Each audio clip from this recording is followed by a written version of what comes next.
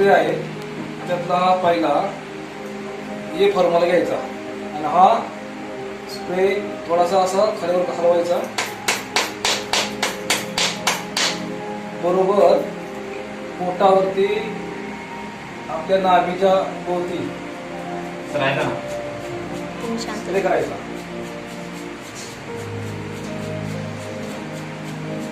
बस.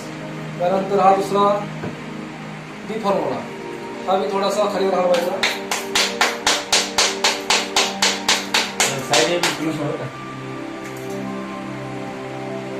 त्यानंतर बरोबर कानाच्या मागोवर कानावरती हा स्प्रे करायचा. बस.